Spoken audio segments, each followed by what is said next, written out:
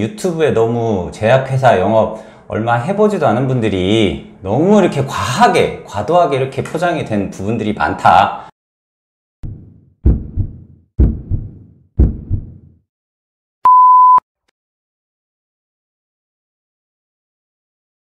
여러분 안녕하세요. 터닝포인터 강사 문근영입니다. 자, 오늘도 현직자분 시리즈를 제가 준비를 했습니다. 자, 뒤에 배경이 뭔가 좀 색다르죠? 제가 오늘은 다른 지역으로 이렇게 이동을 해서 현직자분을 모시고 영상을 녹화를 하게 됐습니다. 자, 오늘은 예전에 좀 많은 관심이 있었던 분야이기도 하는데 제약회사 영업에 대해서 많이 또 궁금해 하시는 분들이 있었습니다. 제약회사는 굉장히 높은 연봉이라든지 우수한 복지 이런 부분 때문에 많은 분들이 좀 가고 싶어 하시는 그런 산업군 중에 하나인데, 현직자분이신데 20년 차 이 분을 모시고 여러분들이 궁금해 하시는 것을 이제 얘기를 나눠볼 예정인데요. 참고로 제가 이분한테 들었을 때 유튜브에 너무 제약회사 영업 얼마 해보지도 않은 분들이 너무 이렇게 과도하게 이렇게 포장이 된 부분들이 많다 라고 이렇게 얘기를 해주셔서 이 부분들 관련해서도 솔직하게 아마 얘기해 주실 수 있을 것 같아요. 참고로 이분은 우리나라 국내 탑5 안에 드는 제약사의 현직 재직 중이시고요. 로컬 영업이라든지 아니면 종합병원 영업 이 부분들을 각각 10년씩 해 보신 분입니다. 그러니까 더 현실적으로 얘기를 많이 해 주실 수 있지 않을까 생각이 듭니다. 자, 지금부터는 제가 이 앞에 계신 현직자분 통해서 간단히 인사를 듣고 그 다음에 얘기를 이어가도록 하겠습니다. 자, 먼저 저희 터닝포인트 채널 시청자 여러분들한테 간단히 인사 말씀 드리겠습니다. 안녕하세요. 터닝포인트 시청자 여러분, 저는 현재 메이저 제약회사에서 20년가량 영업만을 해온 현직자입니다. 이렇게 만나뵙게 돼서 영광입니다. 네, 먼저 이렇게 인터뷰에 응해주셔서 굉장히 감사하고요. 제가 개인정보는 보는 부분이랑 이런 부분 때문에 충분히 다 보호가 되니까 솔직하게 저희 채널 시청자분들을 위해서 말씀을 해주셨으면 좋겠습니다. 제가 듣기로는 영업면에서는 굉장히 우수한 실적을 이렇게 내셨다라고 하시던데, 간단하게 본인의 그런 커리어에 대해서 한번 말씀해 주실 수 있을까요? 네, 쑥스러운데요. 제가 의원급 클리닉 영업을 한 10년 가까이 했고요. 그리고 이제 종합병원으로 와서 또 한 10년가량 하고 있고요, 지금. 영업하면서 우수 MR, 베스트 MR 상도 한 3-4번 정도 받았었고, 그리고 해외 인센티브 트립, 그것도 한 14-15번 정도 다녀왔었고요. 인센티브도 많이 받고, 그리고 1등도 한번 해봤고요. 하여튼 그런 커리어가 나름 있습니다. 네, 여러분 지금 말씀만으로도 굉장히 포스가 팍팍 느껴지지 않나요? 아무나 할 수 있는 건 아니에요. 1등을 몇백 명 중에서 1등을 할 수 있다는 것 자체가 굉장히 쉽지 않은 건데 이 부분은 굉장히 믿을 만한 분이신 것 같습니다. 자, 그러면 본격적으로 인터뷰 주제들을 이제 좀 준비를 해봤는데, 현직자 입장에서 하나씩 낱낱이 얘기를 해주시면 되겠습니다. 제약회사 그 영업, 이게 도대체 과연 뭔지 이 부분에 대해서 한번 간단히 설명을 좀 해주실까요?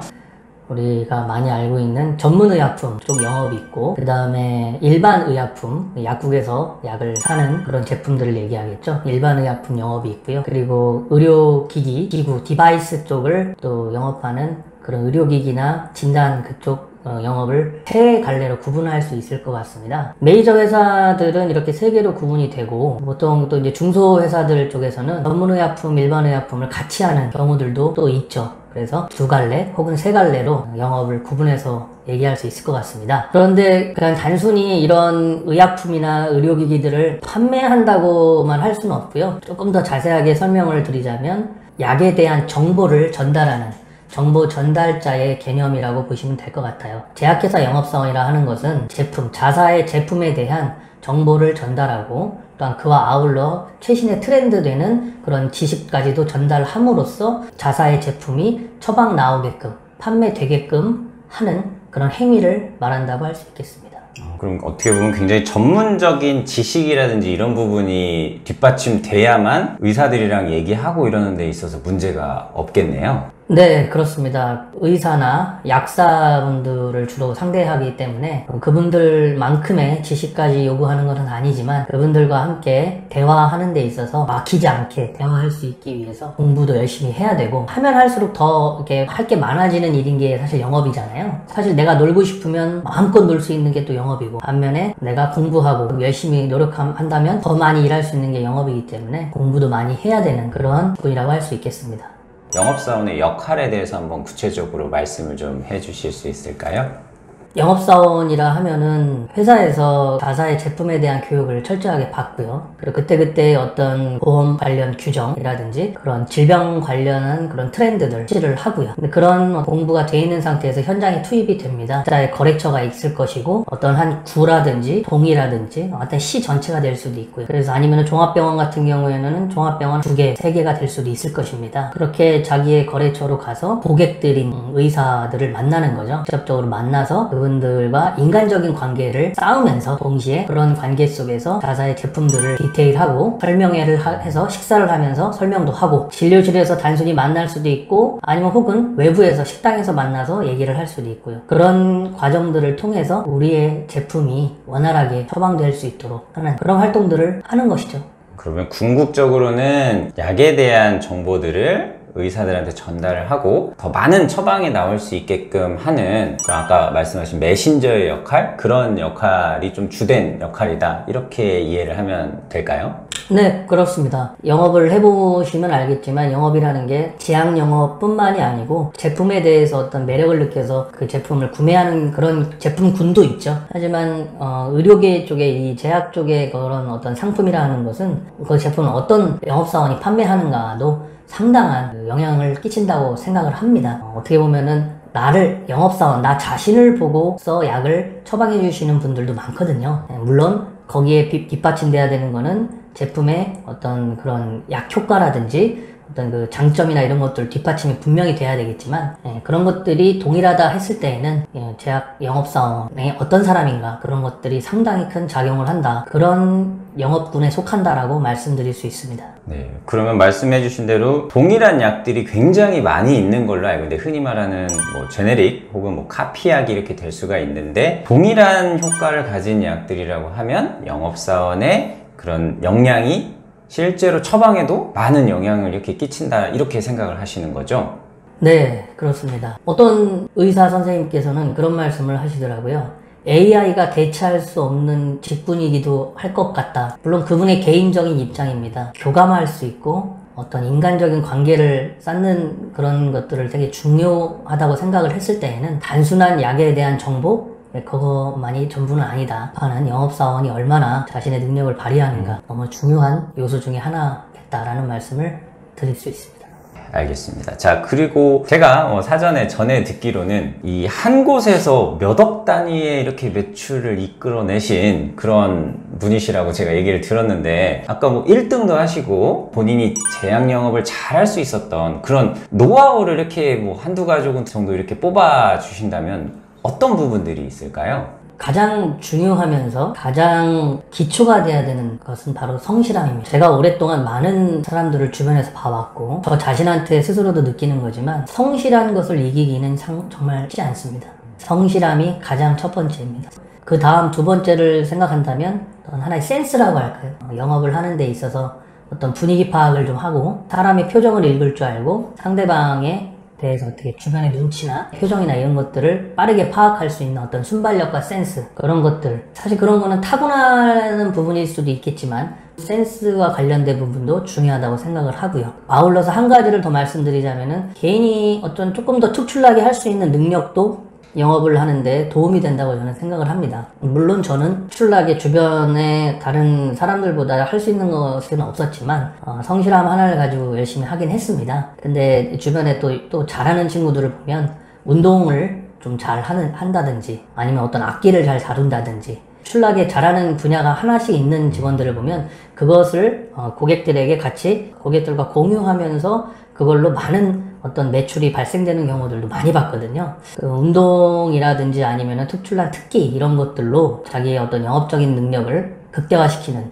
그런 것도 많이 봐왔기 때문에 그런 부분에 있어서 한 3가지 정도 성실함과 본인만의 어떤 특기, 그 다음에 어떤 센스 그런 것들을 들 수 있을 것 같습니다. 그럼 이 3가지 정도 이게 어찌됐든 영업사원들한테 현직자분도 마찬가지지만 다른 영업사원들도 어느 정도 성공을 하는데 큰 이렇게 영향을 미친다 이렇게 이해를 하면 될까요? 네, 그렇습니다. 그래도 어쨌든 성실함만 있어도 이 업계에서는 성공할 수 있다. 저는 그렇게 장담합니다. 3가지 중에서 가장 중요한 거는 성실함이 영업사원들이 잘 될 수 있는 가장 큰 무기다. 이렇게 이해를 하도록 하겠습니다. 자, 그 다음에 사람들이 이런 얘기를 가장 많이 합니다. 제약회사 영업은 3D 영업 중 3가지가 있는데 그 3가지 중에서 꼭 하나로 들어가는 영업이다. 그만큼 이제 힘들다라는 그런 얘기를 많이 하던데 20년 가까이 해본 현직자분 느낌으로서 타 영업군과 이렇게 비교를 해봤을 때 실제로 어떤가요? 진짜로 그 정도로 막 힘든지 이거는 경험에 빗대서 한번 말씀 부탁드리겠습니다. 어떤 것을 말할 때 우리가 힘들다, 편하다 이런 것들은 사실 상대적인 개념입니다. 자동차 영업이라든지 보험 영업, 사실 저는 해보지 않았기 때문에 제가 그분들의 어떤 그런 화려함이랄지 그 뒤에 감춰져 있는 어떤 어려움이랄지 그 깊이 같은 거는 제가 잘 알 수가 없죠. 하지만 이 제약 영업만을 봤을 때에는 저는 감히 말씀드립니다. 제약 영업이 3D 영업에 들어가는 시대는 이미 수년 전에 끝났다고 저는 감히 말씀드릴 수 있고 자신있게 말씀드릴 수 있을 것 같습니다. 제약 영업은 단순하게 아까 말씀하신 뭐 자동차나 보험 쪽 영업이 본인이 그달에 얼마를 했다, 얼만큼을 보여줬다, 어떤 퍼포먼스를 보여줬다, 결과물에 따라서 그 소득이 천차만별로 바뀌게 되는 그런 영업과는 다릅니다. 제약 영업은 기본적으로 내근직과 동일한 급여를 받습니다. 내 성과물이 어떻다 할지라도 마이너스 일다 할지라도 그런 기본적인 급여는 내근직과 똑같이 받습니다. 다만 100%를 못했거나 회사가 원하는 만큼의 어떤 성과가 나오지 않았을 때 않으면은 인센티브를 못 받을 뿐이지, 그리고 고과라든지 그런 거에 안 좋은 영향을 끼칠 뿐이지 급여의 문제에 있어서만큼은 저는 사실 3D 영업이 아니다라고 생각이 들고요. 또 3D 영업이라고 하는 이유 중에 하나가 정말 많은 접대 자리라고 그렇게 이제 인식을 하고 계시는 것 같습니다. 제가 20여 년을 지금 이 업계에 있어서 잘 알고 있는 사람 중에 하나인데요. 인정합니다. 예, 제가 처음에 초기 신입사원 때부터 한 10년 정도 기간 동안에는 10여 년의 기간 동안에는 접대가 정말 많았습니다. 소위 말하는 술자리. 하지만 이제 그런 시대가 이제 지나갔잖아요. 우리가 다 알다시피 최근에 청탁금지법도 발의가 됐었고 우리가 잘 아는 김영란법이라고 그 전에도 이제 뭐 남인인순법이라든지 쌍벌제 도입 이런 것들이 있어 왔기 때문에 여러 가지 제약회사 쪽의 체질 개선을 위한 그런 정부나 제약업계의 노력이 많이 있었습니다. 근 한 8년이 넘었죠.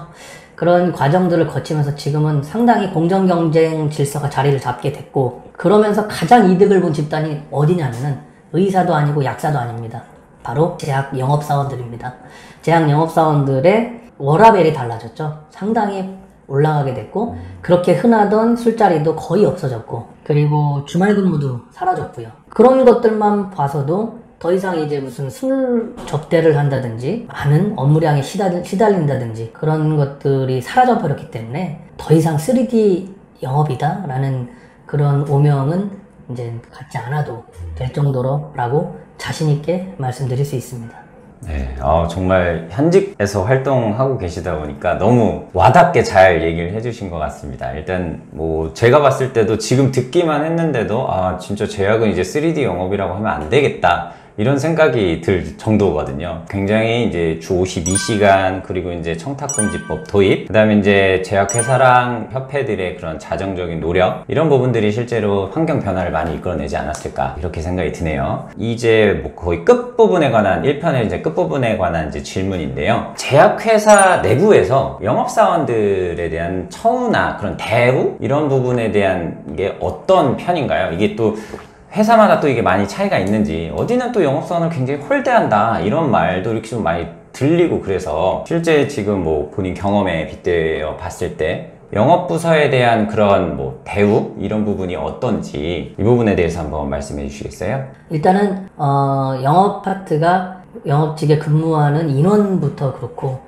일단 영업사원들한테 제공해주는 어떤 영업에 도움 필요할 만한 회사가 기반을 좀 마련해주는 것도 그렇고 그런 거 보면 아직까지는 영업사원에 대한 대우가 좋다고 생각은 합니다. 그럼에도 불구하고 제가 솔직하게 말씀드리면 제약회사 전체적으로 봤을 때 가장 인정받는 부서라고 하면은 저는 개발부나 연구소 쪽이 아닐까라는 생각을 합니다. 그분들은 일단은 학위가 다 있으시고 명문대나 아니면 박사, 석사 그런 것 출신이시면서 공부를 많이 하셨던 분들이기 때문에 여전히 그런 거에 대한 회사에서 인정하는 부분이 있죠. 그리고 그런 연구소나 개발부에서 어떤 제품을 개발하고 어떤 제품을 도입하고 대박이 난다고 표현할까요? 그렇게 되면은 그런 데서 오는 어떤 좋은 자리 그런 것들도 상당히 보장이 되는 거고 그런 부분에서 봤을 때는 여전히 개발부나 연구소 쪽이 상당히 인정을 받는다는 생각을 합니다. 그럼에도 불구하고 영업부서가 또 인정받는 거는 영업이 어떻게 보면은 군대로 말하면은 최전선에 있다는 생각을 할 수 있지 않습니까? 아무리 좋은 제품이 나와도 영업사원들이 또 어떻게 하느냐에 따라서 회사가 이익을 더 많이 내냐 못 내냐의 그런 차이가 있기 때문에 여전히 제약회사에서 가장 큰 규모의 부서는 영업부서죠.